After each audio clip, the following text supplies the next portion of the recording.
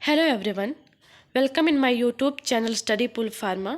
I am Saumya Dubey and आज हम study करेंगे डी फार्मा फर्स्ट ईयर का एक नया टॉपिक साइको सोशल फार्मेसी।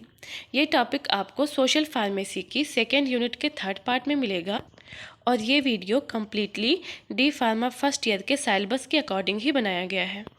इस वीडियो में आपको एग्ज़ाम के लिए जितना भी ज़रूरी होगा उतने सारे पॉइंट्स कवर हो जाएंगे। तो अब चलिए आगे बढ़ते हैं और समझते हैं साइको सोशल फार्मेसी को। देखिए, साइको सोशल फार्मेसी को समझने के लिए सबसे पहले हमें साइको सोशल वर्ड को समझना पड़ेगा कि साइको सोशल वर्ड का मतलब क्या होता है। साइको सोशल शब्द को जब हम दो भागों में तोड़ते हैं तो हमें दो शब्द मिलते हैं। पहला है साइकोलॉजी और दूसरा है सोसाइटी। साइकोलॉजी में हम क्या पढ़ते हैं? हमारे पर्सनल बिहेवियर्स के बारे में पढ़ते हैं, हमारी मानसिक अवस्था के बारे में पढ़ते हैं। और सोसाइटी मतलब क्या हो गया? समाज। तो इस टॉपिक में हमें यही पढ़ना है कि हमारी मानसिक अवस्था या हमारा पर्सनल बिहेवियर हमारे समाज पर या हमारी सोसाइटी पर क्या प्रभाव डालता है। तो अब देखिए, इसके साथ एक और शब्द भी जुड़ा हुआ है, pharmacy. Pharmacy means medicine. Means कि साइको सोशल प्रॉब्लम से रिलेटेड जो भी मेडिसिन होती हैं, मेडिसिन का उपयोग हम जो भी करते हैं, जैसा भी करते हैं, उसका असर हमारी सोसाइटी पर कैसा पड़ता है, हमारे दिमाग पर उसका कैसा असर पड़ता है, इसके बारे में भी हम यहाँ डिस्कस करेंगे। तो यहाँ पर आपने ये समझ लिया कि इस टॉपिक में हमें समझना क्या है, पढ़ना क्या है। तो यहाँ पे क्या पढ़ना है? यहाँ पे यही पढ़ना है कि हमारी मानसिक अवस्था का या हमारे पर्सनल बिहेवियर का हमारे समाज पर क्या प्रभाव पड़ता है और मानसिक अवस्था से रिलेटेड मेडिसिन को सही या गलत तरीके से लेने पर हमारे समाज पर, हमारे दिमाग पर क्या प्रभाव पड़ सकता है। तो चलिए अब आगे बढ़ते हैं और पढ़ते हैं साइको सोशल हेल्थ। जैसा कि यहाँ पे डेफिनेशन में लिखा हुआ है, psycho social health means healthiness of mental, emotional, social and spiritual dimension of health. Means mentally, emotionally, socially and spiritually अगर हम फिट होते हैं, अच्छे होते हैं, हमारी हेल्थ ठीक होती है, तो हम कह सकते हैं कि साइको सोशली हम बेटर हैं, अच्छे हैं। चलिए इसको थोड़ा सा अपनी लैंग्वेज में समझते हैं। अच्छा, मानसिक रूप से किसी को स्वस्थ कब कहा जाएगा? जब उसे कोई मेंटल डिजीज़ ना हो, उसके सारे इमोशंस प्रॉपरली काम करते हैं। जब गुस्सा आना होता है तब गुस्सा आता है, जब दुखी होना होता है तब दुखी होता है, जब खुश होना होता है तब खुश होता है, यानी कि सारे इमोशंस प्रॉपरली अच्छे से काम कर रहे हैं। तब हम समझेंगे कि कोई व्यक्ति मानसिक रूप से स्वस्थ है, यानी कि मेंटली, इमोशनली, जैसा कि यहाँ पे लिखा हुआ है, देखिए, मेंटली और इमोशनली रूप से कोई भी व्यक्ति स्वस्थ है। और किसी भी व्यक्ति को सामाजिक रूप से स्वस्थ कब कहा जाएगा? जब समाज में रहने वाले लोगों से, पड़ोसियों से उसके व्यवहार अच्छे होंगे, वो अच्छे रिलेशंस बनाने में, फ्रेंडशिप बनाने में या कम्युनिकेशन करने में कंफर्टेबल होगा। एंड जब वो स्पिरिचुअली भी अच्छा होगा, यानी कि आध्यात्मिक रूप से, नैतिक रूप से उसको सही गलत करने की, सही गलत समझने की पहचान होगी, क्षमता होगी, तभी हम कहेंगे कि वो सामाजिक रूप से स्वस्थ है। तो किसी व्यक्ति का मानसिक और सामाजिक रूप से स्वस्थ रहना ही साइको सोशल हेल्थ कहलाता है। अब साइको सोशल प्रॉब्लम्स क्या होती हैं? साइको सोशल प्रॉब्लम्स मतलब जो मेंटल प्रॉब्लम्स होती हैं, जो एडिक्शन की प्रॉब्लम होती है, यानी कि नशे की प्रॉब्लम होती है, जो कम्युनिकेशन की प्रॉब्लम होती है, लोग एक दूसरे से बातचीत नहीं कर पाते हैं ठीक से, फ्रेंडशिप नहीं बना पाते हैं, और जब bad social health and bad spiritual health होती है, यानी कि लोगों से वो कोई मेल भाव ना रखता हो, कोई अच्छे से फ्रेंडशिप ना बना पाता हो, रिलेशन ना बना पाता हो, सही गलत की उसको पहचान ना हो, तो ये सारी चीज़ें क्या हैं? साइको सोशल प्रॉब्लम के अंतर्गत आती हैं।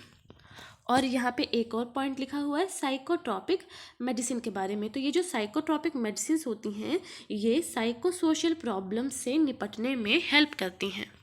मीन्स मनुष्य के ब्रेन को सही से फंक्शन करने में हेल्प करती हैं। तो अभी तक हमने समझा कि साइको सोशल क्या है, फिर साइको सोशल हेल्थ क्या होती है, साइको सोशल प्रॉब्लम्स क्या होती हैं। तो अब आइए समझते हैं कि साइको सोशल फार्मेसी क्या होती है। तो साइको सोशल फार्मेसी क्या होती है? The pharmacy in which we analyze and cure the psychosocial problems related to psychological and social factors known as psychosocial pharmacy. Means pharmacy की वो शाखा जिसमें हम उन साइकोसोशियल प्रॉब्लम को एनालाइज करते हैं जो कि साइकोलॉजिकल एंड सोशल फैक्टर से जुड़ी हुई हों, और ना केवल उन प्रॉब्लम्स को एनालाइज करते हैं बल्कि उन प्रॉब्लम्स का ट्रीटमेंट भी करते हैं। मीन्स फार्मेसी की वो शाखा जिसमें हम उन सभी साइकोसोशल प्रॉब्लम को एनालाइज करते हों जो कि साइकोलॉजिकल एंड सोशल फैक्टर से जुड़ी हुई हों, और एनालाइज करने के बाद उन प्रॉब्लम्स का ट्रीटमेंट करते हैं। ये शाखा क्या कहलाती है? साइकोसोशल फार्मेसी कहलाती है। तो अभी अभी हमने क्या पढ़ा कि हम उन साइकोसोशल प्रॉब्लम को एनालाइज करते हैं, उन साइकोसोशल प्रॉब्लम को जांच करते हैं जो कि साइकोलॉजिकल फैक्टर से यानी कि मानसिक फैक्टर से या फिर सोशल फैक्टर से या सामाजिक फैक्टर से जुड़ी हुई हों। तो अब साइकोसोशल फैक्टर्स और एस्पेक्ट क्या होते हैं? अगर हम इसे आसान भाषा में कहें तो ये क्या है? Psychosocial problems. तो साइकोसोशल फैक्टर्स या एस्पेक्ट मतलब साइकोसोशल प्रॉब्लम्स। तो क्या क्या साइकोसोशल प्रॉब्लम्स हो सकती हैं? फर्स्ट है legal and illegal drug used in society. Means legal या फिर इलीगल ड्रग्स का यूज़ होना सही या गलत तरीके से हमारी सोसाइटी में, सही या गलत तरीके से लीगल या फिर इलीगल ड्रग्स का यूज़ होना। सेकेंड पॉइंट क्या है? Addiction and its relation to physical and psychologic child abuse. Means की एडिक्शन यानी कि नशा और इसके साथ साथ जो physically and psychologically child abuse होते हैं वो भी एक इम्पॉर्टेंट फैक्टर हैं। जैसे कि लोग नशा करने के बाद बच्चों के साथ अक्सर गलत व्यवहार करते हैं, गलत तरह के शब्द इस्तेमाल करते हैं, तो ये सब क्या होता है? ये चाइल्ड एब्यूज़ के अंतर्गत आता है, इसे चाइल्ड एब्यूज़ कहते हैं। तो ये भी एक इम्पॉर्टेंट फैक्टर है साइकोसोशल प्रॉब्लम का। नेक्स्ट पॉइंट है the prevention, treatment and maintenance of addiction. Means कि एडिक्शन का प्रिवेंशन करना, एडिक्शन को प्रिवेंट करना और एडिक्शन का ट्रीटमेंट करना, ये भी क्या है कि इम्पॉर्टेंट फैक्टर है और ये गुड फैक्टर है। नेक्स्ट है सेक्सुअलिटी एंड हेल्थ। एडिक्शन करने से जाहिर है कि सेक्सुअलिटी में प्रॉब्लम आती है, आपकी हेल्थ में प्रॉब्लम आती है। एंड लास्ट पॉइंट है ड्रग डिपेंडेंस। अब ज़्यादातर अगर आप कोई मेडिसिन यूज़ कर रहे हो तो अक्सर आप उस मेडिसिन पे डिपेंड हो जाते हो, उस मेडिसिन के आदी हो जाते हो। देखिए रियलिटी में कहें तो फैक्टर्स मतलब वो चीज़ें या वो पहलू जिनका किसी न किसी तरह से हमारे साइकोसोशल लाइफ पर प्रभाव पड़ता है। तो ये जो फैक्टर्स हैं इनका किसी न किसी तरह से साइकोसोशल लाइफ पर प्रभाव पड़ता ही है, और इसमें से ज़्यादातर जो फैक्टर्स हैं वो साइकोसोशल प्रॉब्लम के अंतर्गत आते हैं। तो आप इस तरह से इनको याद कर सकते हैं। चलिए अब आगे बढ़ते हैं और ड्रग यूज़, मिसयूज़, एब्यूज़ आदि चीज़ों के बारे में पढ़ते हैं। देखिए ये जो साइकोसोशल प्रॉब्लम्स होती हैं ये ज़्यादातर एडिक्शन की वजह से ही जनरेट होती हैं। बहुत सारे लोग नशे के लिए दवाओं का एब्यूज़ करने लगते हैं, मिसयूज़ करने लगते हैं। तो इन्हीं चीज़ों के बारे में आगे यहाँ पे हमें पढ़ना है। तो आइए सबसे पहले पढ़ते हैं ड्रग यूज़ क्या होता है। The correct use of drug for a legitimate medical reason. जो ड्रग्स होती हैं, जो मेडिसिन होती हैं, उनका किसी सही मेडिकल रीज़न के लिए सही तरह से इस्तेमाल करना ही ड्रग यूज़ कहलाता है। एंड ड्रग मिसयूज़ क्या होता है? किसी भी लीगल दवा को गलत तरीके से इस्तेमाल करना ड्रग मिसयूज़ कहलाता है। जैसे कि यहाँ पे डेफिनेशन में लिखा हुआ है use of legal drug bye inappropriate method. जब कोई व्यक्ति सही दवा को किसी गलत काम के लिए उपयोग करता है या गलत तरीके से उपयोग करता है तो इसी को ड्रग मिसयूज़ कहते हैं। एग्जाम्पल के लिए हम मान सकते हैं कि जैसे डॉक्टर ने नींद की दवाएं दी हुई हैं तो लोग उसको नींद के लिए ना लेकर उसको नशे के लिए लेने लगे हैं या फिर सुसाइडल अटेम्प्ट्स के लिए लेने लगे हैं, उसे सुसाइड करने लगे हैं। तो ये चीज़ें क्या हैं? ड्रग का मिसयूज़ हैं। और ड्रग का मिसयूज़ हम तब भी कह सकते हैं जब डॉक्टर ने आपको दिन में 2 बार दवा खाने के लिए दी हो, आप 3-4 बार खा ले रहे हैं या समय पे नहीं खा रहे हैं, गलत टाइम पे खा रहे हैं, तो इसे भी हम ड्रग का मिसयूज़ कह सकते हैं। अब ड्रग के मिसयूज़ को हम अवॉइड कैसे करेंगे? हमारा फर्स्ट पॉइंट है talk to your patient talk to your pharmacist about your medicine. हमें जो हमारे फार्मासिस्ट होते हैं उनसे मेडिसिन के बारे में बातचीत करनी चाहिए और उसको कैसे कब उपयोग करना है, इसके साइड इफ़ेक्ट क्या हो सकते हैं गलत समय पर उपयोग करने के।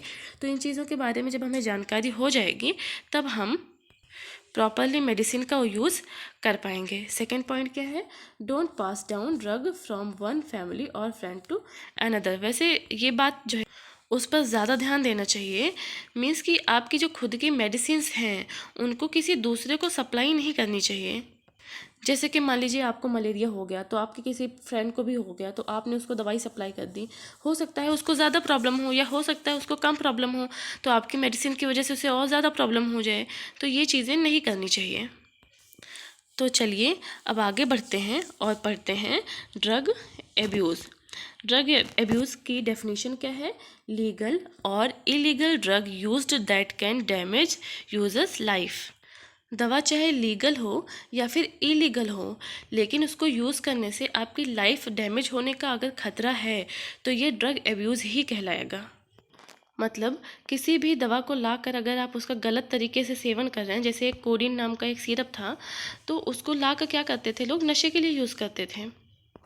मीन्स कि किसी भी दवा को ला के अगर आप उसका गलत तरीके से सेवन कर रहे हैं तो ये ड्रग एब्यूज़ के अंतर्गत ही आएगा। चलिए अब नेक्स्ट पॉइंट देखते हैं, risk factor of drug abuse. यानी कि वो फैक्टर्स कौन कौन से हैं जिनकी वजह से लोग ड्रग एब्यूज़ कर सकते हैं। तो पहला फैक्टर है family history of substances abuse. यानी कि आपकी फैमिली में किसी ने ऐसे सब्सटेंस का एब्यूज़ किया हो तो आप उसकी तरफ अट्रैक्ट हो सकते हैं। जैसे कि मान लीजिए आपके पिता ने कभी ऐसा किया हो तो हो सकता है कि आपका जन्म होने के बाद आप इसकी तरफ अट्रैक्ट हो जाएं। एंड सेकेंड है history of depression and low self esteem. अगर कोई डिप्रेशन में होता है या उसकी सेल्फ स्टीम कम होती है, आत्मविश्वास उसका नहीं होता है, तो ऐसी स्थिति में भी लोग ड्रग एब्यूज़ कर सकते हैं या कर लेते हैं। यहाँ पे कुछ ड्रग्स की बात की गई है, कुछ ड्रग्स के बारे में लिखा गया है जिनको ज़्यादातर ड्रग एब्यूज़ के लिए इस्तेमाल किया जाता है। जो साइकोट्रॉपिक मेडिसिन्स होती हैं, जो नारकोटिक मेडिसिन्स होती हैं, इन सभी मेडिसिन को ड्रग एब्यूज़ के लिए यूज़ किया जाता है। यानी कि ये बनाई तो सही पर्पज़ के लिए गई थी, लेकिन लोग इनका गलत उपयोग कर लेते हैं। तो चलिए अब आगे बढ़ते हैं और कुछ और पॉइंट्स भी कवर कर लेते हैं। ये जो पॉइंट्स हैं ये आपके सिलेबस के अकॉर्डिंग तो बहुत ज़्यादा इम्पॉर्टेंट नहीं है, बट इनके बारे में आपको पता होना चाहिए। अक्सर कुछ नंबर 1-2 नंबर में क्वेश्चंस आ जाते हैं और ज़्यादातर बच्चे इन चीज़ों में कंफ्यूज हो जाते हैं। तो आइए इसको देख लेते हैं। सबसे फर्स्ट है क्या, ड्रग डिपेंडेंस। जब आप कंप्लीटली किसी ड्रग पर डिपेंड हो जाते हो, उसके बिना आपका काम नहीं चल सकता है। जब आप वो ड्रग नहीं यूज़ करते हो तो आपको थोड़ा सा आप पैनिक होने लगते हो, आपकी बॉडी में प्रॉब्लम होने लगती है, कोई इरिटेशन होने लगेगी या स्वेटिंग होने लगेगी, किसी न किसी तरह की प्रॉब्लम होने लगेगी। तो ये चीज़ें आपको इंडिकेट करती हैं कि आप किसी न किसी ड्रग पे डिपेंड हो। जब पेशेंट किसी ड्रग पर डिपेंड होता है और ड्रग ना मिलने की स्थिति में उसकी बॉडी में प्रॉब्लम होने लगती है तो ये स्थिति ड्रग डिपेंडेंस की होती है। नेक्स्ट पॉइंट है ड्रग एडिक्शन। ड्रग एडिक्शन में क्या होता है, जो पेशेंट होता है उसको बॉडी में तो कोई प्रॉब्लम नहीं होती है, लेकिन उसको बहुत तलब लग जाती है कि हमको ये चीज़ चाहिए ही चाहिए। वो इसका एडिक्टेड हो जाता है, वो बार बार डिमांड करता है कि हमको ये चीज़ ला कर दो, हमको ये चीज़ ला कर दो। और ना मिलने की स्थिति में वो पैर भी पड़ने लग जाएगा, वो पैसे भी मांगने लग जाएगा। तो ये स्थिति क्या कहलाएगी, ड्रग एडिक्शन, यानी कि नशा हो जाना। ड्रग डिपेंडेंस क्या है, यानी कि आप किसी ड्रग पर डिपेंड हो गए हैं पूरी तरह से। ड्रग एडिक्शन क्या है, यानी आपको किसी भी दवा का नशा हो गया है। एंड लास्ट पॉइंट क्या है, ड्रग टॉलरेंस। ड्रग टॉलरेंस मतलब आपकी बॉडी को उस दवा की आदत हो गई है और जितनी दवा आप पहले ले रहे थे अब उतनी दवा आपकी बॉडी पर खास प्रभाव नहीं डाल रही है। अब आपको दवा की मात्रा को और बढ़ाना पड़ेगा। तो जाहिर है कि दवा की मात्रा को अगर आप बढ़ाएंगे तो वो ज़्यादा प्रभाव डालेगी, लेकिन इसके साथ साथ आपकी बॉडी उसके लिए भी टॉलरेंस लेवल क्रिएट कर लेगी। तो ये होता है ड्रग टॉलरेंस। आई होप कि आपको ये चीज़ें अच्छे से समझ में आ रही होंगी। तो चलिए अब पढ़ते हैं साइकोट्रॉपिक मेडिसिन्स क्या होती हैं। This is the substance can change brain function and result in alteration in perception, mood और कॉन्शियसनेस। मीन्स कि वह पदार्थ जो आपके दिमाग के फंक्शन को चेंज कर दे, बदल दे, और इसके परिणाम स्वरूप क्या होगा, आपकी जो मानसिक स्थिति है, आपकी जो चेतना है, वो एक धारणा में परिवर्तित हो जाएगी। मतलब अगर आपको कोई प्रॉब्लम है और आप साइकोट्रॉपिक मेडिसिन को यूज़ कर रहे हैं, तो आपका दिमाग उस प्रॉब्लम को ख़त्म करके आपको और ज़्यादा सुखद अनुभव कराएगा। जो पदार्थ होते हैं वो क्या करते हैं, व्यक्ति की जो मनोदशा है उसमें परिवर्तन का कारण बनते हैं, जो उपयोगकर्ता के लिए, यानी कि जो व्यक्ति उसको उपयोग कर रहा है उसके लिए सुखद हो जाता है थोड़ा सा।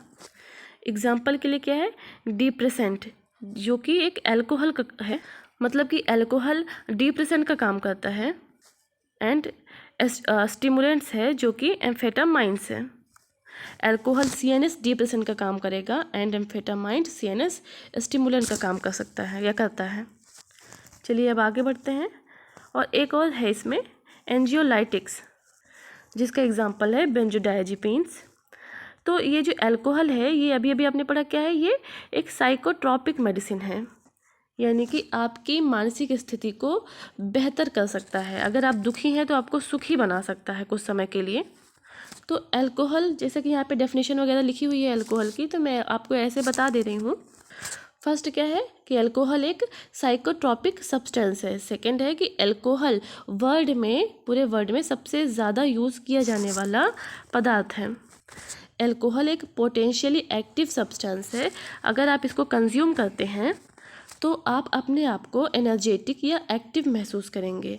नेक्स्ट है, ये जो अल्कोहल है ये क्या करता है, आपके ब्रेन के जो नॉर्मल फंक्शंस होते हैं, मतलब कि आपको कह सकते हैं कि सैड फीलिंग जो होती है या सोचने समझने की क्या गलत है क्या सही, इसकी जो क्षमता होती है, या जो डर लगता है, तो इन सब चीज़ों को क्या करता है अल्कोहल कुछ देर के लिए ख़त्म कर देता है।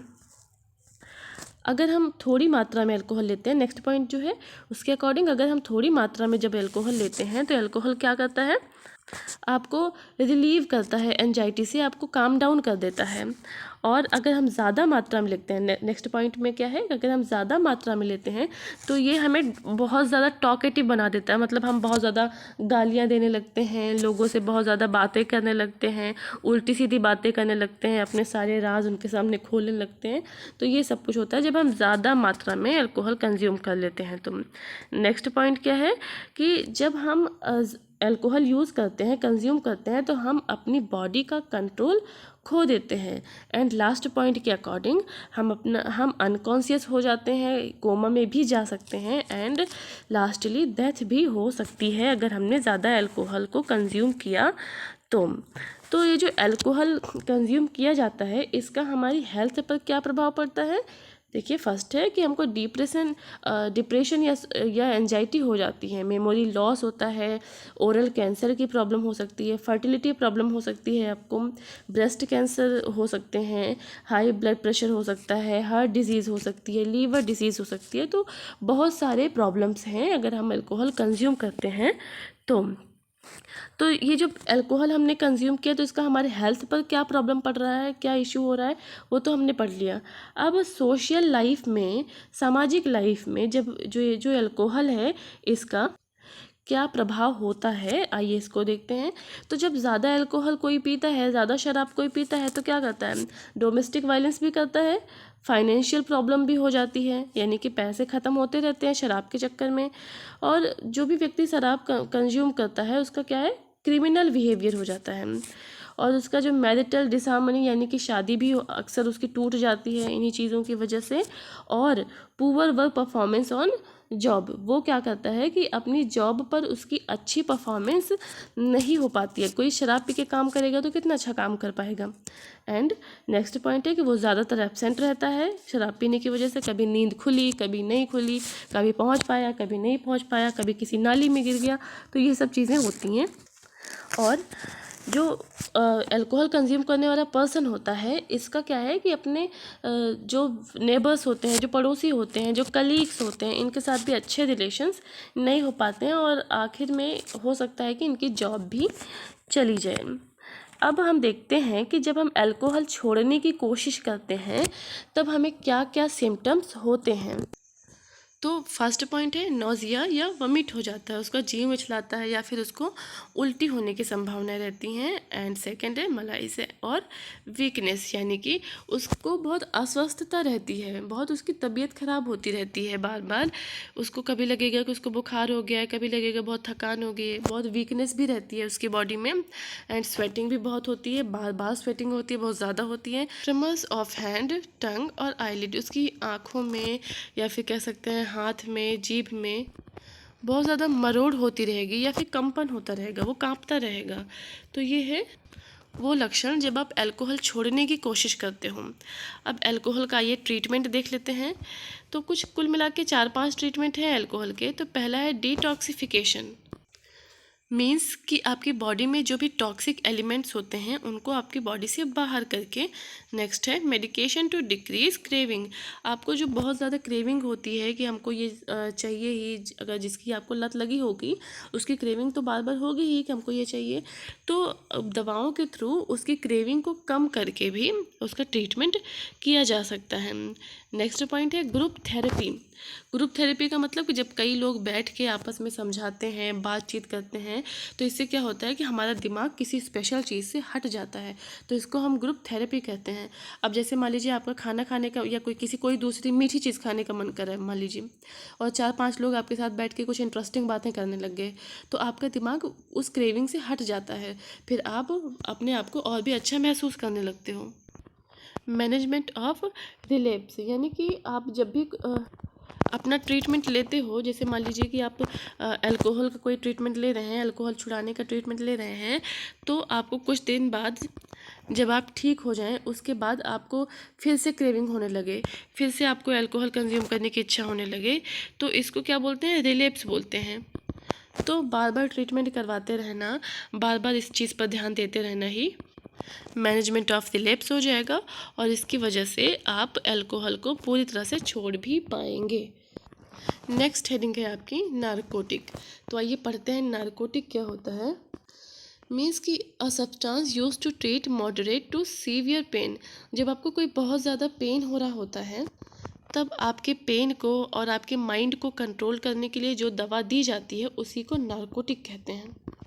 ये जो सब्सटेंस होते हैं ये साइको एक्टिव कंपाउंड होते हैं, यानी कि ये आपका जो ब्रेन है उसको नींद की अवस्था में पहुंचा सकते हैं।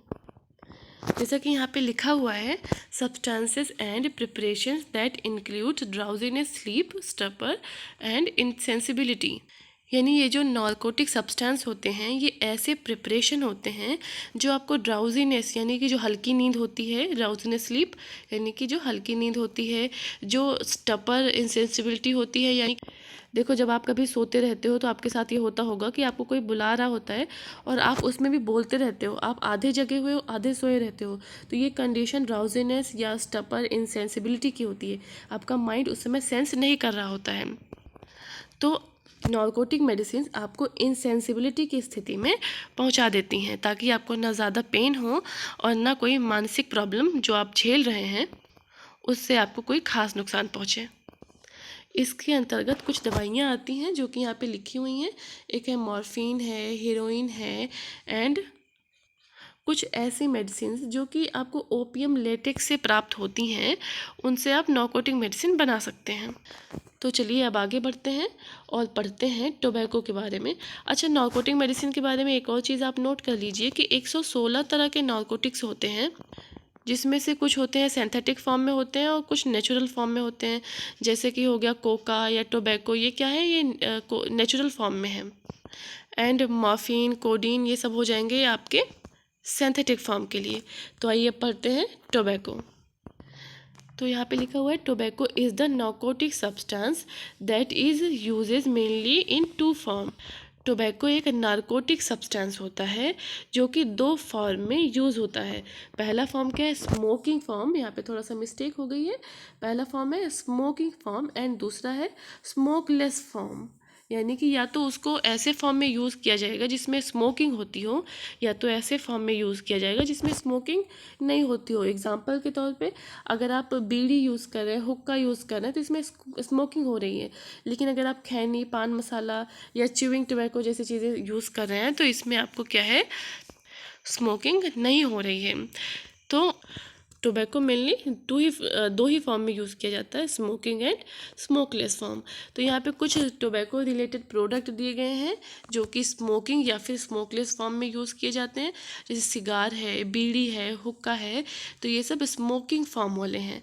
और खैनी है, पान मसाला है, च्युइंग टोबैको है, यानी टोबैको को ऐसे ही जो चबाते हैं लोग, तो ये क्या है, आपका स्मोकलेस फॉर्म है। तो अब यहाँ पे मैं दो चीज़ें और बताऊँगी, दो तीन चीज़ें कुछ कॉमन है कि आप टोबैको के लिए पूछा जाए एग्ज़ाम में तो भी यही चीज़ें लिखेंगे, और अल्कोहल के लिए पूछा जाए तो भी यही चीज़ें लिखेंगे।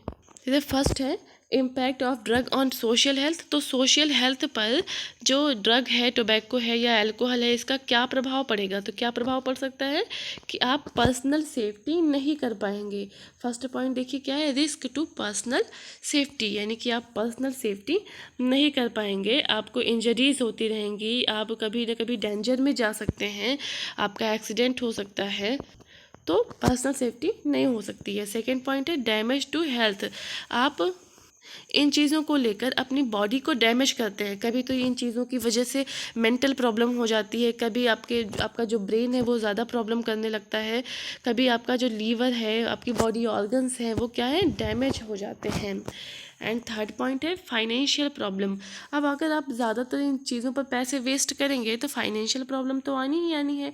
और चाहे आप अल्कोहल यूज़ कर रहे हों, चाहे आप कोई टोबैको या कोई भी तरह का आप नशा यूज़ कर रहे हों, तो इससे जहाँ पर आप काम करते हैं, जब जो आपका वर्क प्लेस होता है उस पर डिफ़िकल्टीज़ भी आती हैं। जैसे कि यहाँ पे लिखा हुआ है डिफ़िकल्टीज़ ऑन वर्क प्लेस। तो किसी भी जगह पे अगर आप काम कर रहे होंगे तो बहुत प्रॉब्लम आएंगी, क्योंकि आप शराब पीकर काम कर नहीं पाएंगे। और अगर आप खैनी, गुटखा या आदि चीज़ों को स्मोकिंग करके अगर आप मान लीजिए खा रहे हैं, इन सब चीज़ों को भी खा रहे हैं, तो वहाँ पे खाने दिया नहीं जाएगा और वहाँ पे क्या होगा, तो आपके लिए प्रॉब्लम बढ़ सकती है। एंड लास्ट पॉइंट है lose the trust of the friend and family. अब आप फैमिली से और आप कह सकते हैं अपने फ्रेंड से बार बार पैसे मांगते रहेंगे, तो आप जाहिर है कि उनका ट्रस्ट ख़त्म कर देंगे, आप उनके ट्रस्ट जीत नहीं पाएंगे। नेक्स्ट पॉइंट है आपका इम्पैक्ट ऑफ ड्रग एब्यूज़, यानी कि अल्कोहल और टोबैको का, ये जो अल्कोहल और टोबैको जो ड्रग हैं, इनका हमारी जो प्रोडक्टिविटी है, हमारी कार्य क्षमता जो है या कार्य करने का जो स्थान है, उस पर क्या प्रभाव पड़ता है। तो फर्स्ट है कि आप अगर अल्कोहल या टोबैको कुछ भी ले रहे हैं, तो अगर आपसे एग्ज़ाम में पूछा जाए तो आप यही सेम पॉइंट लिख सकते हैं। तो फर्स्ट पॉइंट है मोर एब्सेंटीज़ और एक्सीडेंट ऑन वर्क प्लेस। अगर आप नशा करके अपने वर्क प्लेस पर काम कर रहे हैं तो पहला तो आप एब्सेंट ज़्यादा होंगे, और दूसरा क्या है कि आपका एक्सीडेंट भी हो सकता है वर्क प्लेस पर भी या वर्क प्लेस के बाहर भी। सेकेंड पॉइंट है the drug create significant problem in the work place. Work place पर इन ड्रग्स की वजह से आपको बहुत प्रॉब्लम्स का सामना करना पड़ सकता है, क्योंकि काफ़ी जगहों पर ये ड्रग्स अलाउड नहीं होती हैं, और इसकी वजह से आपको अपनी जॉब से भी हाथ धोना पड़ सकता है। थर्ड पॉइंट क्या है, ड्रग एब्यूज़र्स कैन हार्म हिमसेल्फ और फैमिली और फ्रेंड। तो जो भी लोग इन चीज़ों को कंज्यूम करते हैं, इन दवाओं को कंज्यूम करते हैं, ये अपनी फैमिली को भी नुकसान पहुंचाते हैं, फ्रेंड्स को भी नुकसान पहुंचाते हैं, और खुद को भी नुकसान पहुंचा देते हैं। कभी कभी इनकी वजह से, इन चीज़ों को कंज्यूम करने की वजह से सुसाइडल थॉट भी आने लगते हैं। जब इंसान बहुत ज़्यादा सैड हो जाता है तो उसके अंदर सुसाइडल थॉट तो आते ही हैं, तो इन चीज़ों की वजह से सुसाइडल थॉट और भी ज़्यादा बढ़ जाते हैं। नेक्स्ट पॉइंट है more loss of memory than usual. आप ज़्यादातर मेमोरी इसकी वजह से लॉस कर देते हैं, ज़्यादातर आपको कुछ भी चीज़ें याद नहीं रहती हैं इन चीज़ों को कंज्यूम करने की वजह से। एंड नेक्स्ट पॉइंट है last point, they have problems in the work और fine motor skill on the job. अब इसमें लास्ट पॉइंट में क्या कह रहा है कि जिस भी काम में आपको बहुत ज़्यादा दिमाग लगाने की ज़रूरत पड़ेगी, बहुत फ़ाइन काम करने की ज़रूरत पड़ेगी, तो नशे की स्थिति में आप कोई भी फ़ाइन काम नहीं कर पाएंगे, उसमें कोई ना कोई प्रॉब्लम आ ही जाएगी। जैसे मान लीजिए आपको अब बहुत ही कोई बारीक काम करना है और आपने शराब पी हुई है, तो कैसे कर पाएंगे आप, नहीं हो पाएगा। तो यही है कि आपकी जो सोशल इम्पैक्ट हैं सॉरी आपकी ये जो ड्रग एब्यूज़ के इम्पैक्ट हैं इनका आपकी प्रोडक्टिविटी पर यही असर पड़ता है कि आप ठीक से कोई भी काम नहीं कर पाएंगे। अब लास्ट पॉइंट पे आते हैं जो कि है impact of these habits on suicidal behaviour.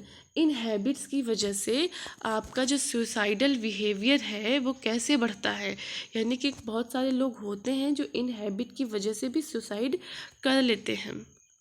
कुछ लोग इनको छोड़ना चाहते हैं और छोड़ नहीं पाते हैं तो सुसाइड कर लेते हैं, और कुछ लोग ऐसे हैं जो इनको कंज्यूम करने की स्थिति में अगर कोई सैड थॉट मन में आ गया, कोई प्रॉब्लम मन में आ गई तो उसी को सोचते रहेंगे एंड लास्ट में क्या होगा, सुसाइड कर लेंगे। तो ये चीज़ें बहुत ही ज़्यादा कॉमन हो रही हैं आजकल। तो सुसाइडल बिहेवियर्स क्या होता है, मतलब खुद को नुकसान पहुंचाने वाला जो बिहेवियर होता है उसी को हम क्या कहते हैं, सुसाइडल बिहेवियर कहते हैं। और इन ड्रग्स की वजह से, जो सेकंड पॉइंट आप देखिए, ड्रग्स की वजह से क्या है, because of more stress this activity is increasing. ज़्यादा स्ट्रेस होने की वजह से ये जो सुसाइडल बिहेवियर है वो बढ़ रहा है। तो लोग अपने स्ट्रेस को कम करने के लिए ये नशे वाली चीज़ें इस्तेमाल तो करते हैं, लेकिन इस स्थिति में अगर आपके दिमाग में वो चीज़ फिर से आ गई तो वो बढ़ती चली जाएगी और आप उसको कंट्रोल नहीं कर पाएंगे, और इसकी वजह से लगातार सुसाइड बढ़ते जा रहे हैं या फिर सुसाइड कर लेते हैं लोग। इसी की वजह से लोग ये सोचते हैं कि ये जो दवा है, ये जो ड्रग्स हैं वो उनको क्या करेंगी, प्रॉब्लम से दूर रखेंगी, लेकिन ऐसा नहीं है। अगर उनके दिमाग में बीच में भी प्रॉब्लम आ गई तो वो भी बढ़ती चली जाएगी और वो सुसाइड कर लेंगे। एंड लास्ट पॉइंट क्या है, sometimes suicidal behaviour is possible because of abusing of drug. कुछ समयों में या कह सकते हैं काफ़ी स्थितियों में सुसाइडल बिहेवियर पॉसिबल हो जाते हैं तब जब आप किसी भी ड्रग का गलत उपयोग करते हैं। जैसे कि आपको कोई ड्रग उचित मात्रा में खाने को दी हुई है और आपने क्या किया कि उसको ज़्यादा मात्रा में ले ली, तो वो भी एक सुसाइडल बिहेवियर ही कहलाएगा, क्योंकि ज़्यादा मात्रा में अगर आप कोई ड्रग ले रहे हैं तो वो भी आपके लिए सुसाइड का ही काम करेगा, उसकी वजह से भी आपकी मृत्यु हो सकती है। आई होप कि आपको ये